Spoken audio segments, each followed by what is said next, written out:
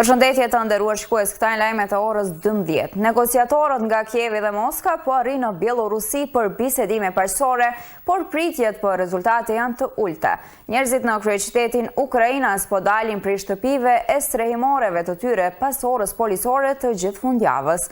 Presidenti Volodymyr Zelenski ka thënë se 24 orët e ardhshme apo dita e 5 e pushtimit rus do të jenë thelbësore për Ukrainën. Qyteti veri lindor Kherkiv është përballur natën me granatime, por vazhdon të mbetet në duart të ukrainasve. Rusia ka dyfishuar normën e saj të interesit në 20% pas rënjes së madhe të rublës së saj.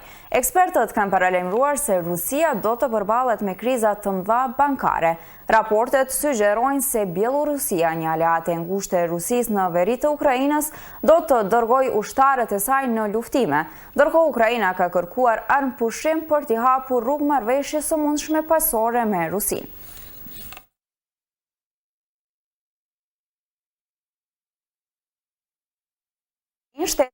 Edhe disa aleat evropian thonë se kanë rritur në mënyrë drastike shkallën e furnizimit me armë për Ukrainën, përfshirë edhe raketa Stinger dhe aeroplan bombardues. Raketa Stinger mund të përdoren për të qelluar helikopter dhe fluturake të tjera luftarake. Vendet evropiane do ta furnizojnë Ukrainën edhe me aeroplan të tjerë luftarak, ka bërë të ditur shefi politikës së jashtme të Bashkimit Evropian, Josep Borrell. Bashkimi Evropian ja ka mbyllur mbrëm qiellin Rusisë një herësh duke marrë vendim për ndalimin e transmetimit të dy mediumeve propaganduese ruse, Sputnik dhe Russia Today, në shtetet anëtare pas përhapjes së informacioneve të rreme për Ukrainën.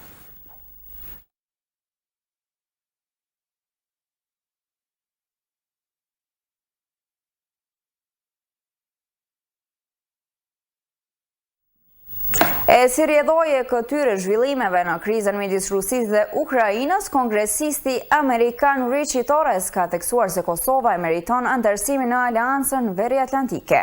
Ai me anë të një postimi në Twitter ka theksuar se jetësimi i këtij veprimi nga ana e aleatëve nuk ka qenë kurrë më urgjente se sa tani në kohën e pushtimit rus të Ukrainës. Torres ka shkruar se javë më parë kishte avokuar për pranimin e Kosovës në Aleancën Ushtarake të NATO-s. Ai ka qenë në mesin e 7 kongresistëve demokratë që kishin kërkuar presidentit amerikan Joe Biden dhe sekretarit të shtetit Antony Blinken që ta dënojnë për shkallëzimin e tensioneve midis Kosovës dhe Serbisë rreth masës së zbatuar nga qeveria për reciprocitetin me targat e veturave.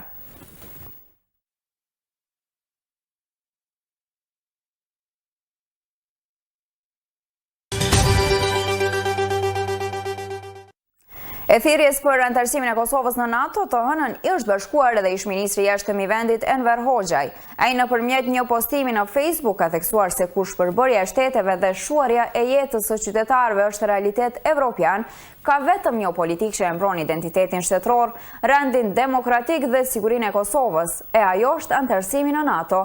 Hoxha nga radhat e Partisë Demokratike të Kosovës ka rikujtuar se gjatë javës së kaluar i ka kërkuar qeverisë që ta miratoj planin aksional për anëtarësim. Sipas tij, çështja e anëtarësimit do të jetë kryetema e vitit 2022. Na jetojmë në planetin e një. Dërsa nga zhvillimet e tjera në vend, kryesia e kuvendit është mbledhur për të diskutuar për përgatitjet për seancën e re plenare. Në rand të ditës është paralajmëruar që të jenë shqyrtimi i dytë i projektligjit për ndryshimin dhe plotësimin e ligjit për administrimin e pasurisë së sekuestruar dhe të konfiskuar, si dhe shqyrtimi i vendimit të qeverisë për vazhdimin e masave emergjente në furnizimin me energji. Kryesia do të shqyrtojë gjithashtu formimin e komisionit ad hoc për përzgjedhjen e kandidatëve për një anëtar të bordit, për ankesa të mediave si dhe për zgjedhjen e 2 anëtarëve të Këshillit të Pavarur mbikëqyrës për shërbimin civil të Kosovës nga radhët e komuniteteve jo shqiptare.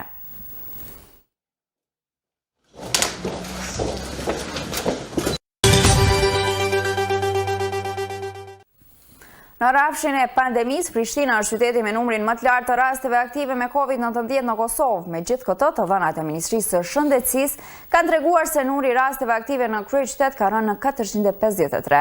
Pas Prishtinës, numrin më të lartë të rasteve ka qyteti i Gjilanit me 165, pasuar nga Ferizaj me 157. Në klinikat e QKUK-s aktualisht po trajtohen 50 pacientë të konfirmuar me koronavirus dhe 14 të tjerë që kanë rezultuar negativ. 7 nga këta pacientë janë në mjekim intenziv, 5 janë të shtruar në QKUK, ndërsa 2 të tjerë në spitalet e përgjithshme. Në oksigenoterapia raportuar të jenë 38 pacientë.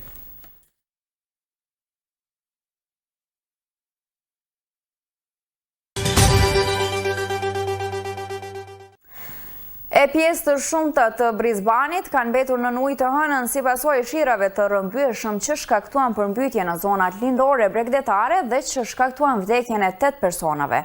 Përmbytjet janë ndër më të rëndat që nga viti 2011, kur qyteti me 2.6 milion banor ishte përmbytur nga ajo që ishte vlerësuar të jenë ngjarje që ndodh një herë në shekull.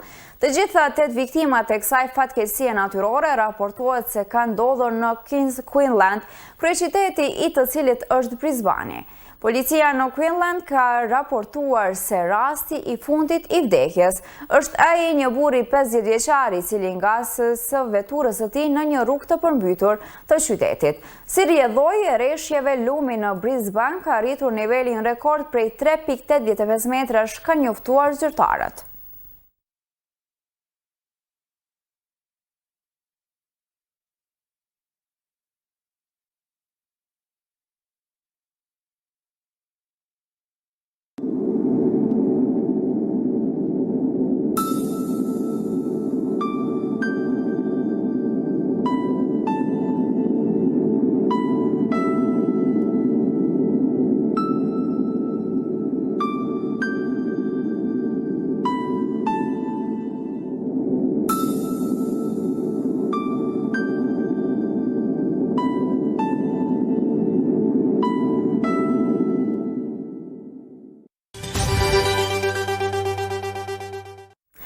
E ne kaq kishim për këtë edicion, ju faleminderit për vëmendjen, mirëmbëjtje.